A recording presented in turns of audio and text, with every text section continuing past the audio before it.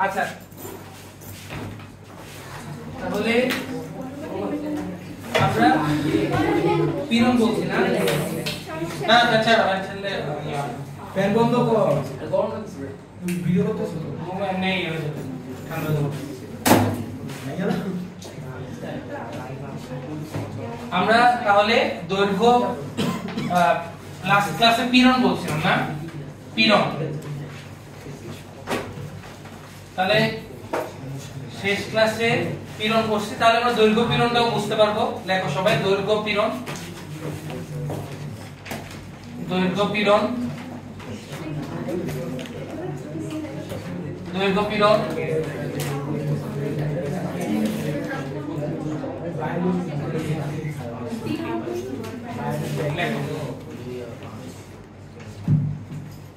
দেখো কথা বললো না দৈর্ঘ্য পীড়ন খেয়াল করো দৈর্ঘ্য পীড়নটা তাহলে কি হবে সেম আমরা যে কালকে পীড়নটা পড়ছিলাম যে একক ক্ষেত্রফলে যে আমার বিকৃতি প্রতিরোধকারী যে আমরা প্রত্যয় বল প্রয়োগ করি সেটাকে আমরা বলি হচ্ছে দৈর্ঘ্য পীড়ন যেমন আমি একটু আঁকি জিনিসটা একটু দেখো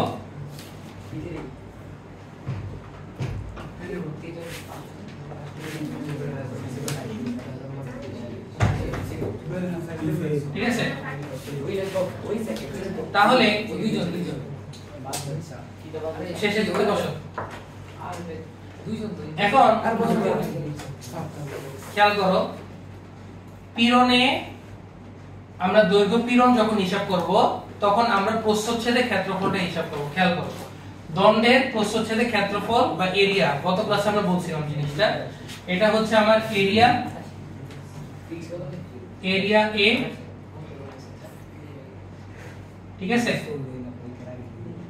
এবং এর উপর যদি আমি বাহ্যিক বল প্রয়োগ করি খেয়াল করো বাহ্যিক বল প্রয়োগ করি তাহলে আমরা কিন্তু ওই যে আমরা প্রস্থচ্ছেদের ক্ষেত্রফলের উপরই কিন্তু বাহ্যিক বলটা প্রয়োগ করলাম তো বাহ্যিক বল প্রয়োগ করলে সাথে সাথেই আমরা একটা কি তৈরি হবে প্রত্যয়নী বল তৈরি হবে না তাহলে প্রত্যয়নী বল কোন ডাইরেকশনে তৈরি হবে বিপরীত ডাইরেকশনে এটাকে আমরা নাম দিয়েছিলাম এফ আর তাহলে দৈর্ঘ্য পীড়ন সমান কি লেখা যায় বলো তো ভাই দৈর্ঘ্য পীড়ন সমান লেখা যাবে একক ক্ষেত্রফলে যে পরিমাণ আমার প্রতিরোধ প্রত্যয়নী বল তৈরি হয় সেটা এটাকে আমরা লিখতে পারি যে F বাই R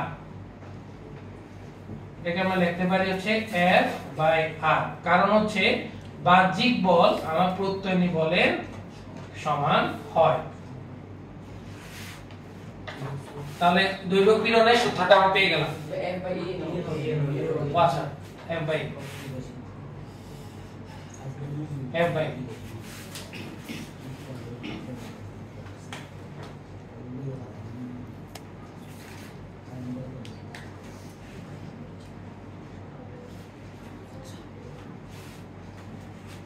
না বুঝতে বলো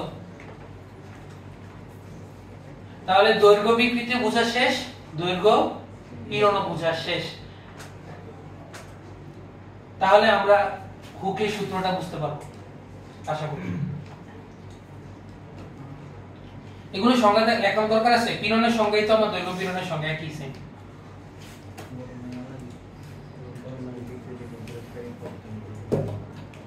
তাহলে সবাই লেখো যে হুকের সূত্র আমি এটা বসে দিই হ্যাঁ একদম উপর থেকে শুরু করব হুকের সূত্র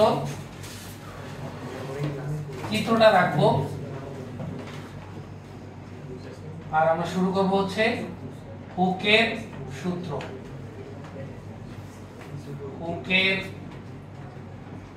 সূত্র ইংলিশে এটাকে বলা হচ্ছে হুকস ল হুকের সূত্র বা এটাকে আমরা বলবো হচ্ছে হুকস ল ঠিক আছে আচ্ছা তাহলে হুক বিজ্ঞানী হুক কি বলছেন ঠিক আছে বিজ্ঞানী হুক একটা জিনিস পর্যবেক্ষণ করছেন সেটা হচ্ছে তিনি দেখছেন যে আমরা যখন কোনো একটা বস্তুর উপর বাহ্যিক বল দেই তখন সাথে সাথে তার উপর একটা প্রত্যয়নী বল তৈরি হয় বাহ্যিক বলের কাজ হচ্ছে তার বিকৃতি ঘটানো প্রত্যয়নী বলের কাজ হচ্ছে ওই বিকৃতিটাকে প্রতিরোধ করা এখন এই যে সিস্টেমটা যে হবে, অর্থাৎ বাহ্যিক বলের সাথে সাথে যে আমার প্রত্যয়নী বল তৈরি হবে, এটার অবশ্যই একটা লিমিট থাকতে হবে, একটা সীমা থাকতে হবে। এই সীমার বাইরে যদি আমি ফোর্স দিয়ে ফেলি তাহলে কিন্তু আমার এই প্রত্যয়নী বল ঠিকমতো কাজ করবে না। তো প্রত্যয়নী বল যদি ঠিকমতো কাজ না করে তাহলে তো এর স্থায়ী বিকৃতি ঘটে যাবে।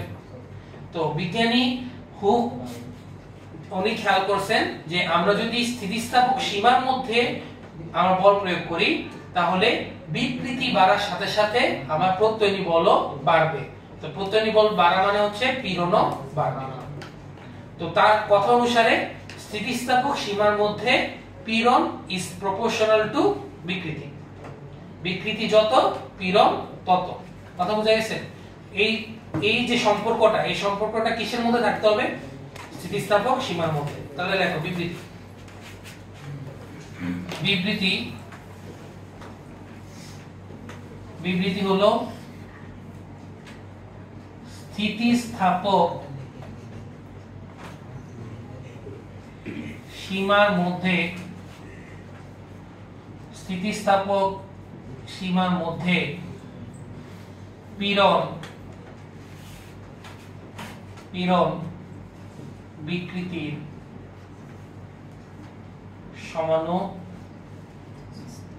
সমানুপাতিক,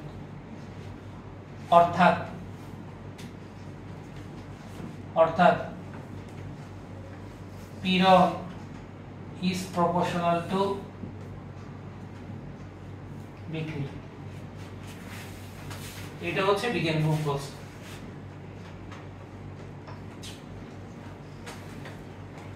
কথা বোঝা গেছে? বিবৃতি কে বুঝো না বলো? যত বেশি বিকৃতি ঘটবে তত বেশি আমার পীড়ন তৈরি হবে। ঠিক আছে? তো আমরা এটা গত ক্লাসে বুঝে আসছি, কারণ স্থিতিস্থাপক সীমার মধ্যেই কোন একটা বস্তু আমার স্থিতিস্থাপক ধর্ম বেশি করতে পারবে, প্রদর্শন করতে পারবে, এটা আমরা গত ক্লাসে দেখে আসছিলাম। তো এটাই বিজ্ঞানী হুক তার ভাষ্যমতে তিনি বলছেন। ঠিক আছে? তো সমানুপাতিকের জায়গায় আমি যদি সমান চিহ্ন আনি তাহলে কি আনা লাগে বলো তো? পীড়ন সমান ধ্রুবক ইনটু বিকৃতি, তাই না? তাহলে সুতরাং ধ্রুবক সমান কি লেখা যায় বলো তো? পীড়ন ডিভাইডেড বাই বিকৃতি। তাহলে ধ্রুবক সমান আমরা লিখতে পারি পীড়ন ডিভাইডেড বাই বিকৃতি।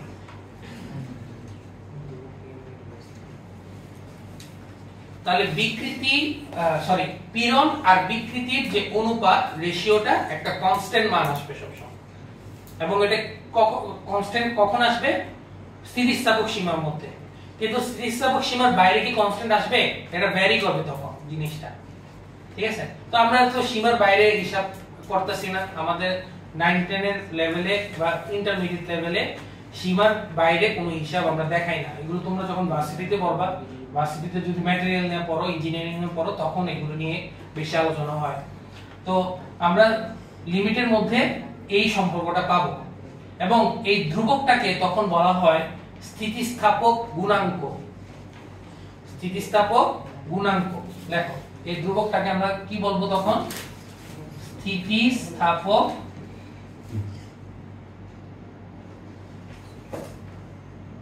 গুণাঙ্ক। স্থিতিস্থাপক গুণাঙ্ক।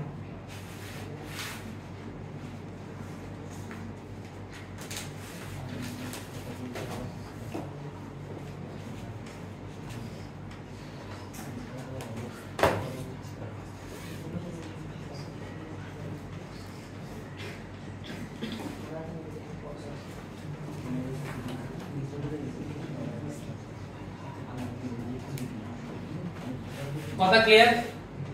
বুঝা গেছে? তাহলে স্থিতিস্থাপক গুণাঙ্ক মানে কি? পীড়ন আর বিকৃতির অনুপাতকে আমরা কি বলবো? স্থিতিস্থাপক গুণাঙ্ক। সংজ্ঞাটা একটু লিখি আমরা। স্থিতিস্থাপক গুণাঙ্ক, স্থিতিস্থাপক গুণাঙ্ক। সবাই সংজ্ঞাটা লেখো। যে স্থিতিস্থাপক সীমার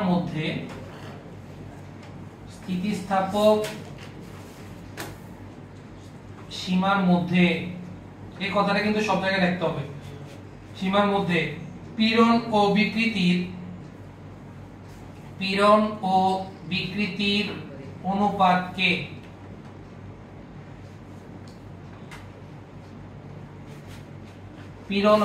অনুপাতকে স্থিতিস্থাপক গুণাঙ্ক বলে।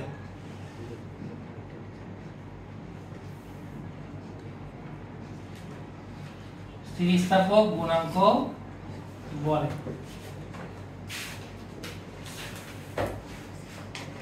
ঠিক আছে, তো আমরা বুঝতে পারলাম স্থিতিস্থাপক গুণাঙ্কটা কি। তাহলে স্থিতিস্থাপক গুণাঙ্ক খেয়াল করো, তাহলে আমরা কয় ধরনের স্থিতিস্থাপক গুণাঙ্ক নিয়ে কাজ করব? যেহেতু আমরা দৈর্ঘ্য আর আয়তন নিয়ে কাজ করব, তাহলে আমার স্থিতিস্থাপক গুণাঙ্ক কয়টা হবে? দুইটা হবে। একটা হবে দৈর্ঘ্য হিসাব আর একটা হবে আয়তনের হিসাব। দৈর্ঘ্যের হিসাবে আমরা যেটা পাবো সেটা হচ্ছে ইয়ং মডুলাস।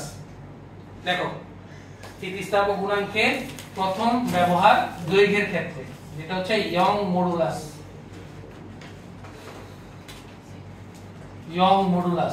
দেখো, খুবই সহজ জিনিস, এগুলো বেশিক্ষণ লাগবে না। এক নাম্বার হচ্ছে ইয়ং মডুলাস। ইংলিশে আমরা এটা বলে দেখি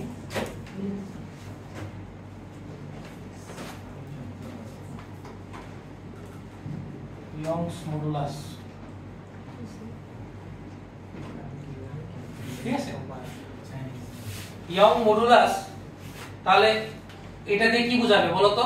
পীড়নের জায়গায় বসবে দৈর্ঘ্য পীড়ন, বিকৃতির জায়গায় বসবে দৈর্ঘ্য বিকৃতি। শেষ, এটাই তো ইয়ং মডুলাস।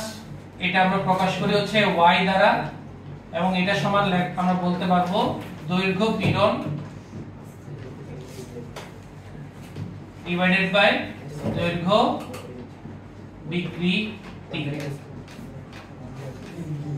দৈর্ঘ্য পীড়ন ডিভাইডেড বাই দৈর্ঘ্য বিকৃতি। দেখো, সমস্যা থাকলে বলো ভাই কি? দৈর্ঘ্য পীড়ন ডিভাইডেড বাই দৈর্ঘ্য বিকৃতি। তো দৈর্ঘ্য পীড়ন কত আজকে একটু আগে বললাম, দৈর্ঘ্য বিকৃতি গত ক্লাসে পড়ছি। তো মানগুলো বসায় দেই। দৈর্ঘ্য পীড়নের মান কত পাইছি আজকে? y f by a। আর দৈর্ঘ্য বিকৃতির মান গত ক্লাসে কি পাইছিলাম? l minus l naught divided by l naught। এবং এই l minus l naught কে আমরা কি বলছিলাম? del l বলছিলাম, তাই না?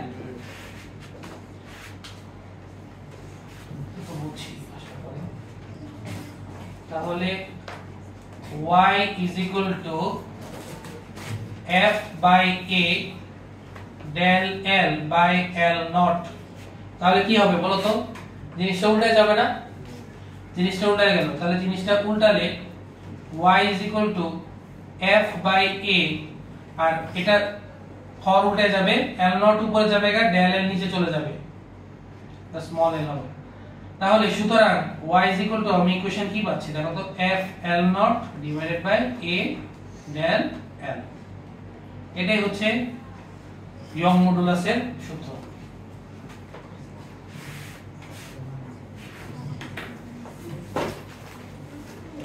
কঠিন লাগলে বলো। কঠিন লাগবে?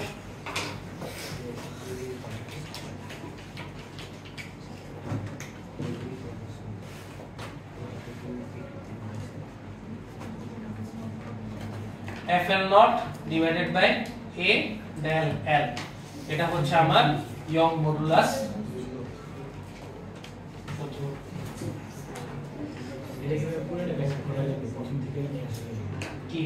এটা তো আমরা ইকুয়েশন বের করছি, এটাই সূত্র। বক্স আকারে যেটা আসবে এটা সূত্র, ডাইরেক্ট ইউজ করা যাবে। ডাইরেক্ট ইউজ আমরা ম্যাথ করব এখন। ক্লিয়ার? সমস্যা হবে না? তো আমরা ম্যাথ করি, এগুলা ম্যাথ করলে আমাদের আশা করি আমাদের কিন্তু আজকে এই চ্যাপ্টার শেষ। লেখো নেক্সট ক্লাস থেকে তারপর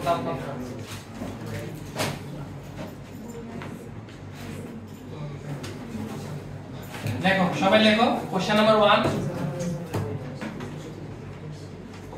1 মিটার দৈর্ঘ্য 1 মিটার দৈর্ঘ্য এবং 5 into 10 inverse 4 মিটার ব্যাস বিশিষ্ট একটি ইস্পাতের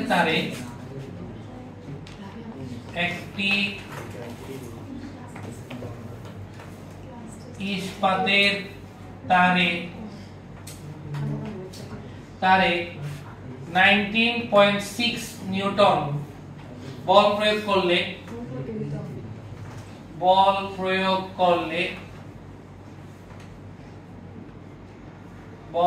করলে এটি বৃদ্ধি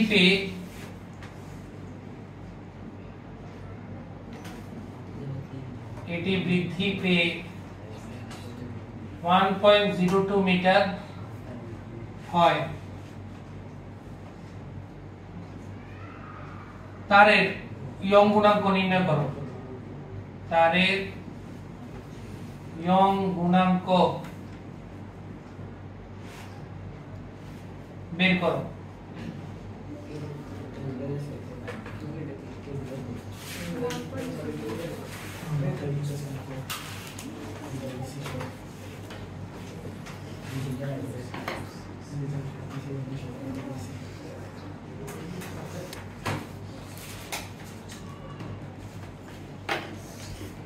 লেখো কোশ্চেন লেখো, চেষ্টা করো যদি পারো কিনা দেখো।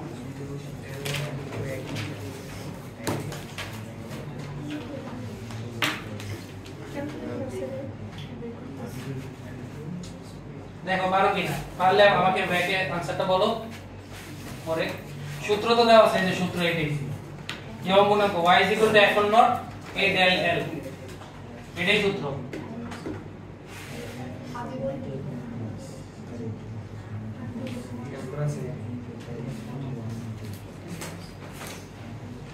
কি কি দেওয়া আছে এগুলো একটু লিখে নিই আমি। দেওয়া আছে কি দেওয়া আছে, L0 দেওয়া আছে, আদি দৈর্ঘ্য 1 মিটার,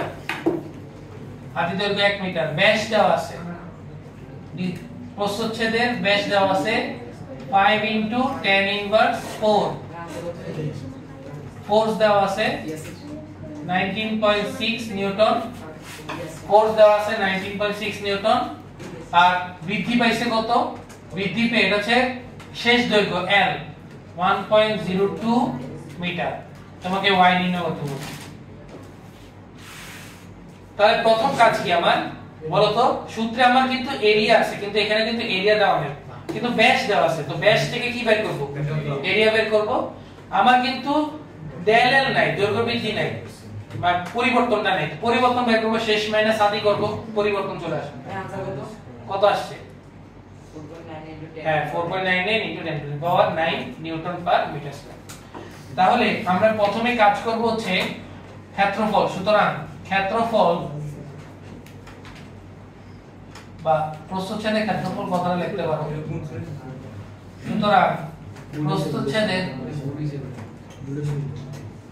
প্রস্থচ্ছেদের ক্ষেত্রফল a সমান, এটা কি পাই r স্কয়ার হবে, এখানে তো এই আছে ডায়ামিটার আছে, তাহলে সূত্র হবে পাই d স্কয়ার বাই 4। এটা কিন্তু অনেকে মনে রাখো না, এটা কিন্তু মনে রাখতে হবে। পাই r স্কয়ার না, পাই r স্কয়ার কখন হবে, যখন ব্যাসার্ধ থাকবে। এখানে কি আছে মান, ব্যাস, তাহলে পাই d স্কয়ার বাই 4। তাহলে পাই d এর মান হচ্ছে 5 into 10 inverse 4 whole square divided by 4। এরিয়া কত আসছে বলো তো, এরিয়াটা বলো কত আসছে। এরিয়া কত আসছে,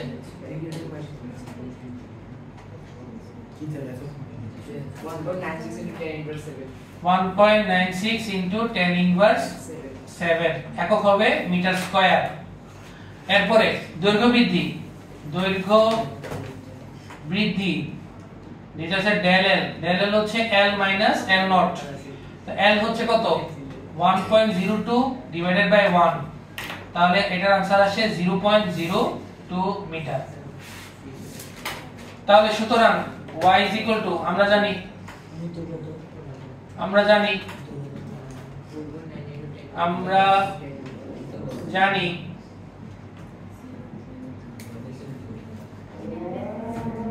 ইয়ং গুণাঙ্ক y FL naught A del L, মান বসাও, শেষ। 19.6, L নট এর মান হচ্ছে 1 মিটার, এরিয়া হচ্ছে 1.96 ইনটু 10 ইনভার্স 7, এটা হচ্ছে 0.02। এটার এককটা কি হবে? আচ্ছা, একক নিয়ে একটু পরে আলোচনা করি, কাজটা শেষ হবে। 5.99 ইনটু 10 টু দি পাওয়ার 9, এটাই তো ছিল। তাহলে 4.9 একক নিয়ে একটু বলা আছে।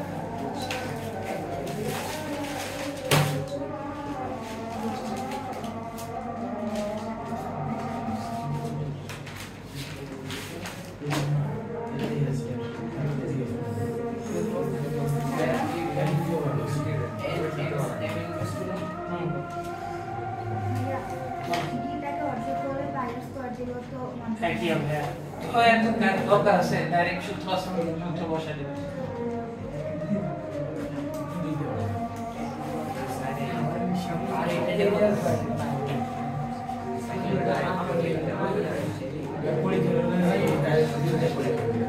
হ্যাঁ,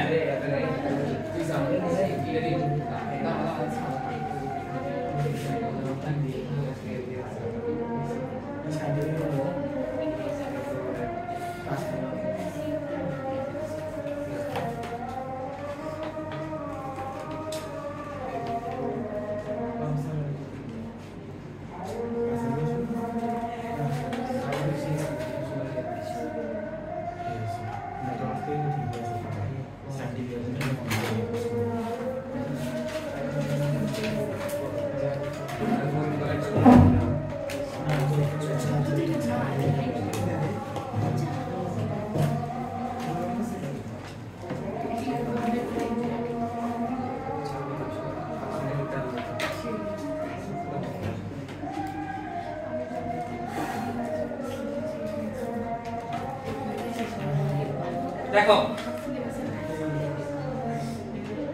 খেয়াল করো, ইয়ং গুণাঙ্ক হচ্ছে পীড়ন আর বিকৃতির অনুপাত, তাই না? পীড়নের একক হচ্ছে নিউটন পার মিটার স্কয়ার, এটা তো আমরা জানি।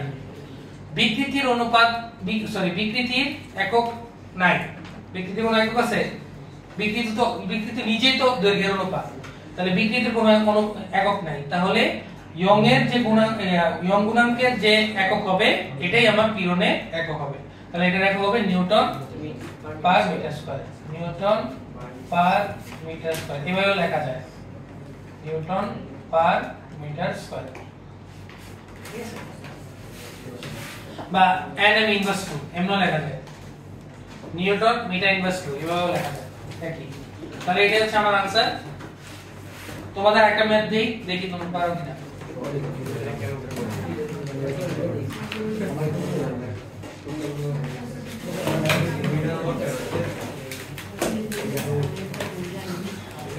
দেখো কোশ্চেন 1 মিলিমিটার স্কয়ার, এই কথা বললাম না। দেখো প্রস্থচ্ছেদ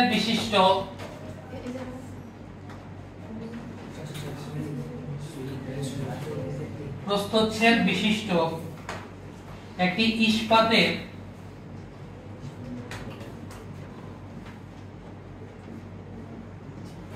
ইস্পাতের তারের দৈর্ঘ্য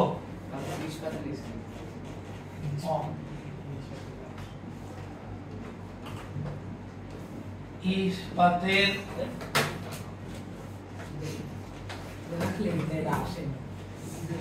তারের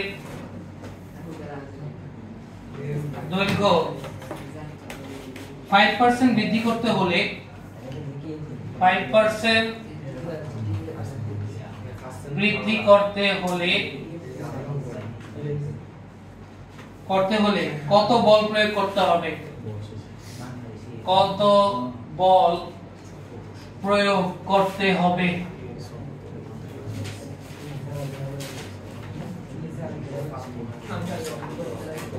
কত বল প্রয়োগ করতে হবে। ইস্পাতের ইয়ং গুণাঙ্ক দেওয়া আছে, ইস্পাতের ইয়ং গুণাঙ্ক দেওয়া আছে 2 × 10⁻11 নিউটন পার মিটার স্কয়ার। করো তো।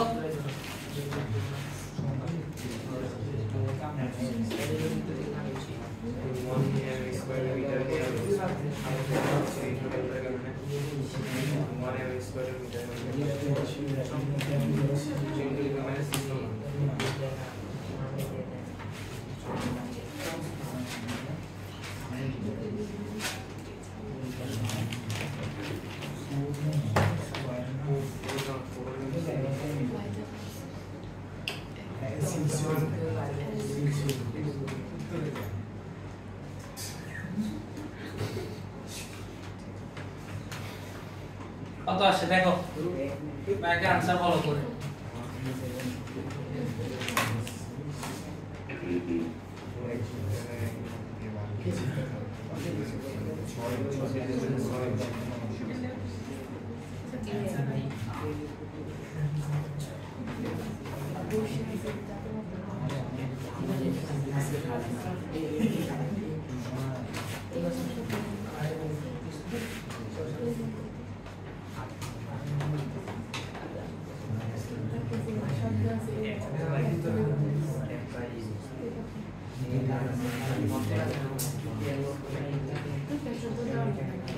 কি কি দেওয়া আছে? এটা কিসে? এটা 1 মিলিমিটার স্কয়ার, এটা ক্ষেত্রফল, তাই না? এরিয়া দেওয়া আছে। তো এরিয়া কিসে দেওয়া? এটা এরিয়া কিসে দেওয়া? এটা মিলিমিটার স্কয়ার। তো কিসে নিতে হবে? তাহলে 10⁻6 মিটার স্কয়ার। আদি দৈর্ঘ্য দেওয়া নাই, কিন্তু দৈর্ঘ্য কত বৃদ্ধি পাইছে সেটা দেওয়া আছে, এবং দৈর্ঘ্য যে 5% বৃদ্ধি পাইছে এটা কিসের সাপেক্ষে বৃদ্ধি পাইছে? আদি দৈর্ঘ্যের সাপেক্ষে বৃদ্ধি পাইছে। তাহলে আদি দৈর্ঘ্যকে আমি যদি L0 ধরি, আদি দৈর্ঘ্যকে আমি যদি L0 ধরি, তাহলে দৈর্ঘ্য বৃদ্ধি কত হবে বলো তো? দৈর্ঘ্য বৃদ্ধি যেটা হচ্ছে del L, তাহলে del L হবে L0 এর 5%। তাহলে L0 এর 5% এরকম হবে না? তাহলে L0 ইনটু 5% এ 5/100, তাহলে সুতরাং del L হবে L0/20। দেখো এরকম আসে কিনা, এরকম আসে। আর ইয়ং এর গুণাঙ্ক তো দেওয়া আছে, তুমি তো হয়ে গেল 2 × 10⁻11 নিউটন পার মিটার স্কয়ার। তাহলে আমরা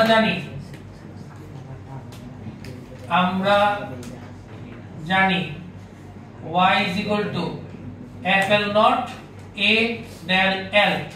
তো এখান থেকে আমরা কি বের করব? আসলে f বের করব। তাহলে y A del L by L0 বা বসে দাও মান, y এর মান কত?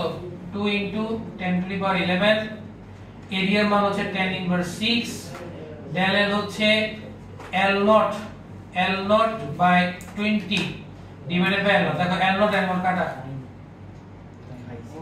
তাহলে সুতরাং f এর মান কত আসে দেখো, বলো কত আসে?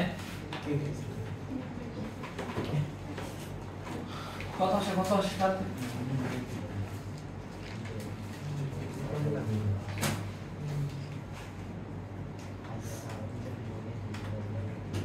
10⁻4 আসে কিনা দেখো তো।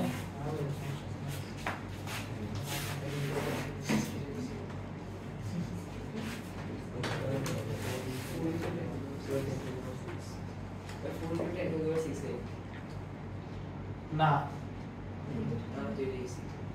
20 আছে না? 20 হিসাব করছো কিভাবে? 10⁵ 10⁵ আবার এখানে কাটাকাটি যায়, 2 এটা 10 থাকে, তাহলে 10 টু দি পাওয়ার 5 কে 10 দ্বারা ভাগ দিলে 10 টু দি পাওয়ার 4। এই যে তো উপরে দিল আছে কাটা কেটে বুঝি না, এটা নিচে না, এটা হরে, এটা লবে। তুমি খেয়াল করো এটাকে বলে, এটা 1/1 L নট দেখা যায় না, এটাকে জিনিসটাকে 20 দ্বারা ভাগ হবে তো L naught by 20 L naught. ঠিক আছে তুমি আবার কি আমি করি আমি বলি এটা কত তো এই মানে ঠিক আছে তো?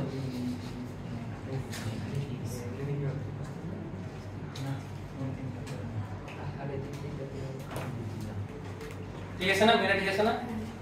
তাহলে তো হইল। তো আমাদের দৈর্ঘ্য গুণাঙ্ক বা ইয়ং গুণাঙ্ক আমাদের শেষ। দেন আমরা আলোচনা করব আজকে আমাদের লাস্ট টপিক আয়তন গুণাঙ্ক নিয়ে। আয়তন গুণাঙ্ক নিয়ে দেখো আজকে শেষ টপিক। ইয়ংয়ের একক কি ইয়ংয়ের একক তো নিউটন পার মিটার স্কয়ার।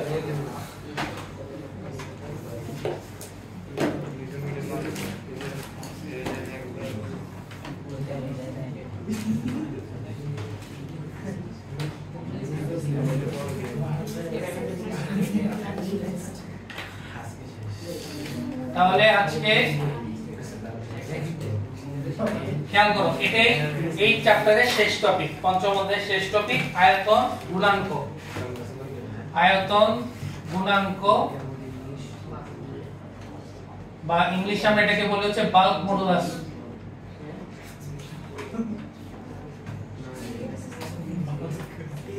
দেখো দেখো আয়তন গুণাঙ্ক বা বাল্ক মডুলাস, এটা আজকে শেষ টপিক।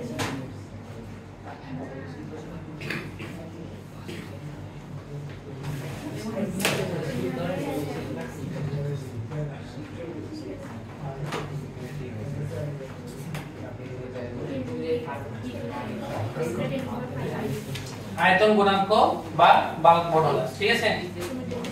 তাহলে দৈর্ঘ্য গুণাঙ্কের সূত্র বা ইয়ং গুণাঙ্কের সূত্রটা কি ছিল? দৈর্ঘ্য পীড়ন ডিভাইডেড বাই দৈর্ঘ্য বিকৃতি। তাহলে আয়তন গুণাঙ্কের সূত্র কি হবে? আয়তন পীড়ন ডিভাইডেড বাই আয়তন বিকৃতি, একই তো সূত্র, মেথড তো সেম, ইকুয়েশনে যে ইয়াটা প্যাটার্ন এটা তো সেম। তাহলে আয়তন বিকৃতির সূত্র কি হবে? আয়তন গুণাঙ্কের সূত্র, আয়তন গুণাঙ্ক এটাকে আমরা প্রকাশ করব হচ্ছে b দ্বারা। b দ্বারা সূত্র হচ্ছে আয়তন পীড়ন ডিভাইডেড বাই আয়তন, বলো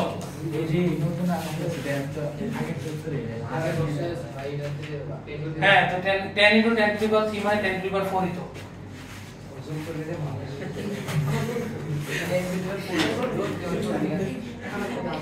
এই 10 into 10 to the power 3, 10 এর পাওয়ার কত হয়? 1। তো গুণ থাকলে পাওয়ার কি হয়? যোগ হয়। এগুলো ম্যাথের পড়া।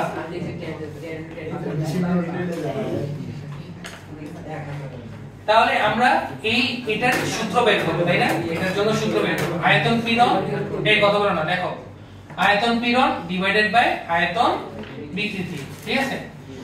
এখন খেয়াল করো, আমরা একটা গোলক নিই, হ্যাঁ খেয়াল করো, একটা গোলক নিই, একটা গোলক নিলাম। এই গোলকের অবশ্যই একটা আয়তন আছে, সেটাকে আমরা লিখলাম হচ্ছে আদি আয়তন V নট। আমি এখনো বল প্রয়োগ করিনি এটার উপর, তো বল প্রয়োগের পূর্বে তার যে আয়তনটা সেটা হবে আমার আদি আয়তন, আর আদি আয়তনটা হচ্ছে আমার V নট। এবার তুমি মনে করো এটার উপর ফোর্স প্রদান করছো, ঠিক আছে? তো এই যখন তুমি এটার উপর বল প্রয়োগ করবা, খেয়াল করো, তুমি যখন এটার উপর একটা বল প্রয়োগ করবা তখন এটার উপর বল প্রয়োগ করলে এটা কি হবে? আয়তনটা সংকুচিত হবে না প্রসারিত হবে? সংকুচিত হবে। তাহলে সংকুচিত হইলো, আমি ফোর্স দিলাম বাইরে থেকে, ফোর্স দেওয়াতে এটা সংকুচিত হয়ে মনে করো এরকম একটা অবস্থানে আসলো। তাহলে এটা হচ্ছে আমার শেষ আয়তন, শেষ আয়তন, এটা হচ্ছে আমরা লিখলাম V দ্বারা। তাহলে আমার আয়তন পরিবর্তন কতটুকু হবে? এতটুকু না? এতটুকু আমরা আয়তন পরিবর্তন। তাহলে এটা হচ্ছে আমার এই অংশ, এই ডোরা কাটা অংশটা হচ্ছে আমার আয়তন পরিবর্তন ডেল ভি। তাহলে আমরা লিখতে পারি সুতরাং আয়তন পরিবর্তন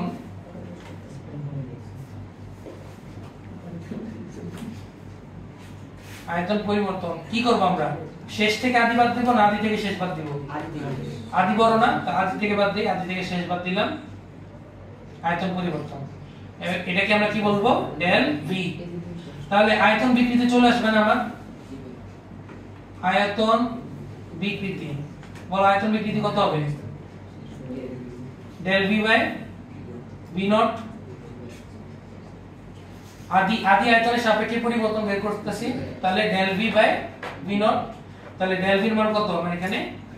V naught minus V divided by V naught. তাহলে এটাই হচ্ছে আমার আয়তন বিকৃতি। না বুঝতে পারো ভাই?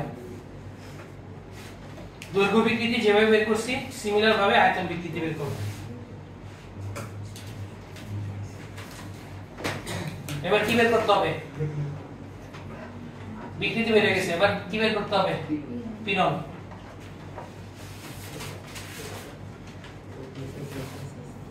তো পীড়নের সূত্র কি চেঞ্জ হবে? পীড়নের সূত্র কি হবে? F by A। এটা কোনটা হবে বলো তো?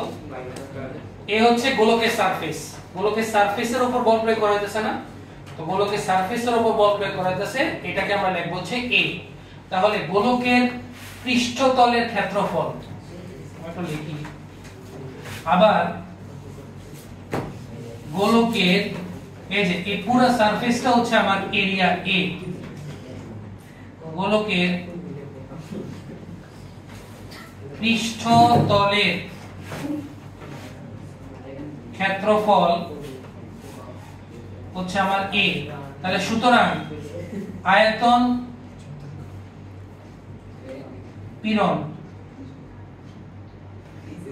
পীড়ন সমান আমরা কি লিখতে পারি? F বাই A লিখতে পারি না? দেখো লিখতে পারি কিনা? তাও সূত্র বসা দাও, আয়তন গুণ কত আসবে?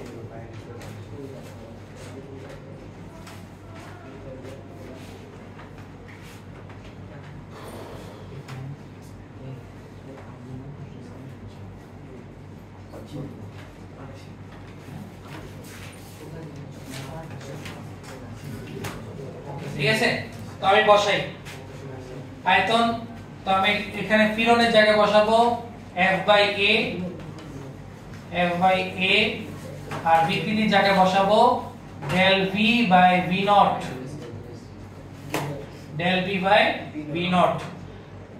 এখানে একটা জিনিস বুঝার আছে, সেটা হচ্ছে পীড়ন কিন্তু এক প্রকার কি?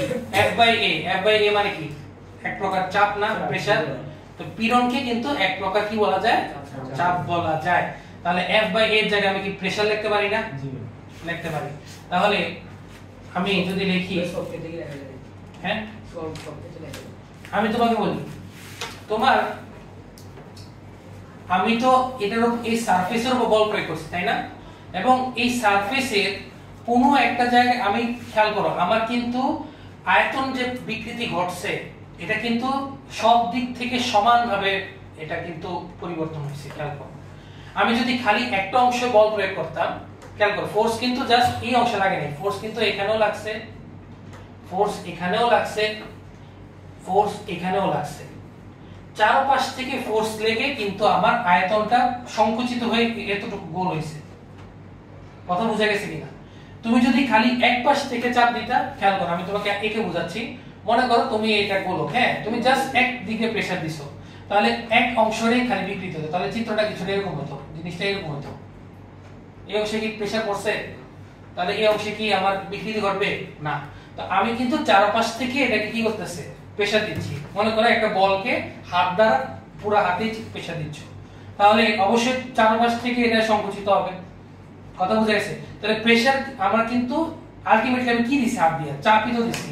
তো এই চাপ এই F বাই A বলতে আমরা এই প্রেসারকে বোঝাচ্ছি, কথা বোঝা গেছে?